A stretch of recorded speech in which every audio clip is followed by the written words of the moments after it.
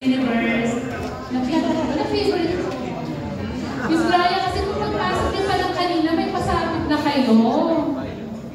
May pasabog. I-describe si Judy as the woman in love.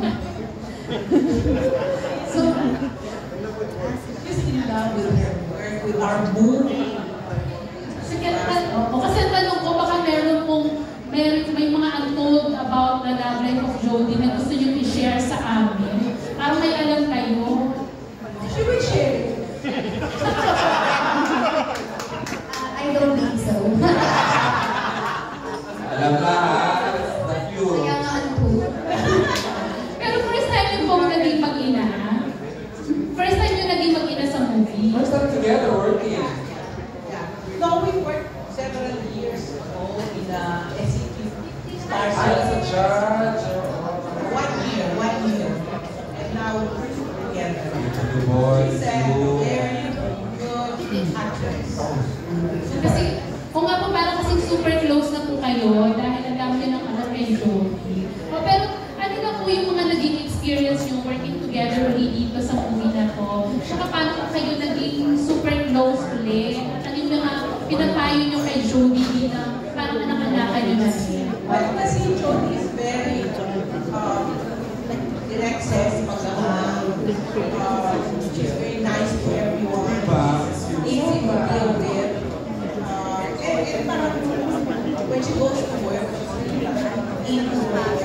Sometimes we go early and she'll stay back. I never heard her once complain. I heard she lives very far.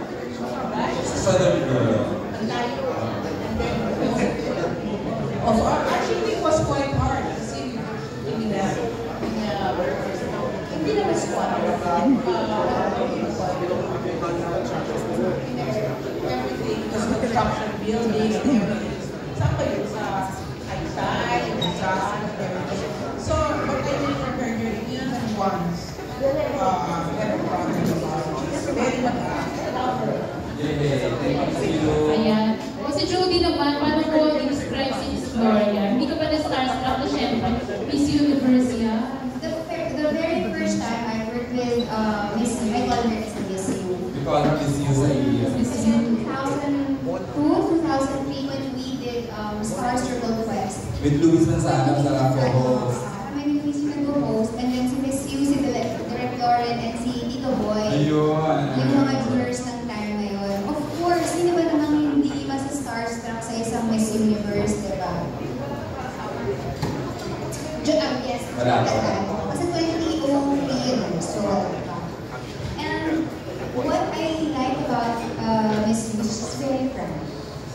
Wala siyang BS sa mga sasabihin niya. Sasabihin niya yung isang bagay for what it is. Hindi inuso sa kanya ang sugarcoating. And sometimes, sa mundo na ginagalawan natin, napaka-importante na marinig mo yung totoo.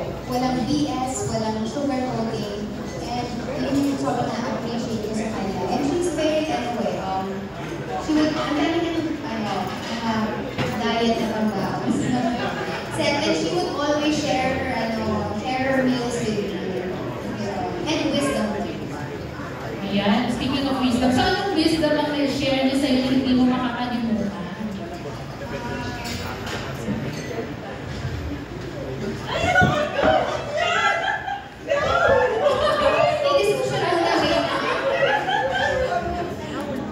Ano yung mga untold?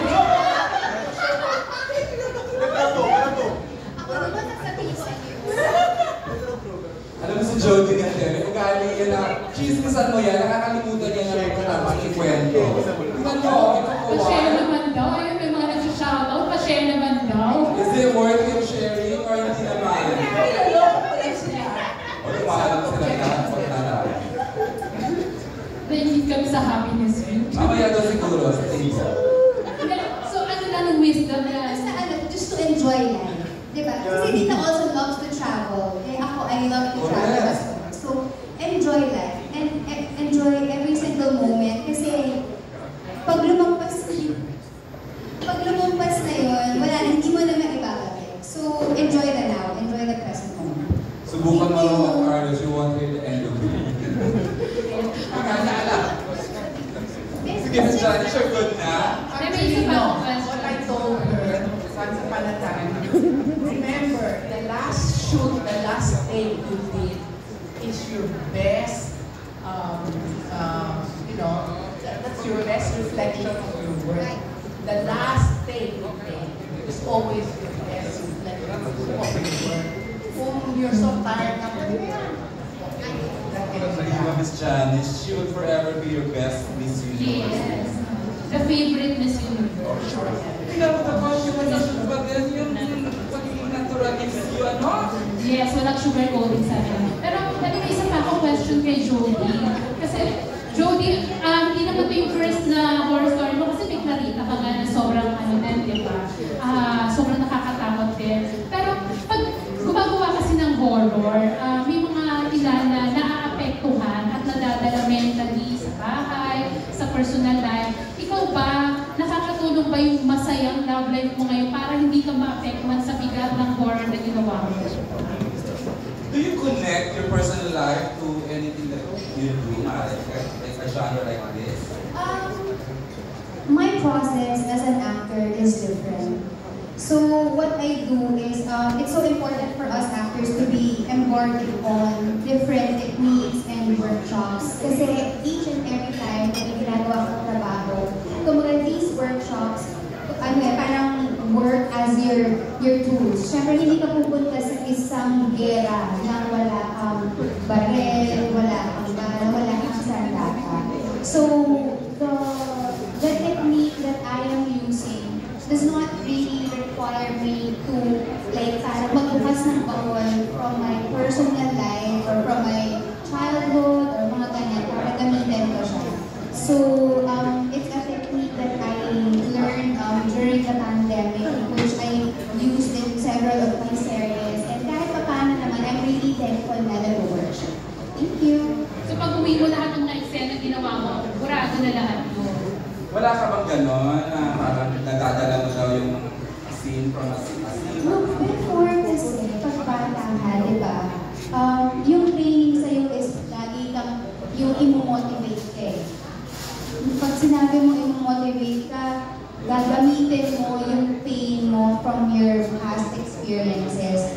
Ang problema lang doon, nag-work siya, di ba? Kaya lang, after nun kasi syempre, when you keep on reliving, let's say,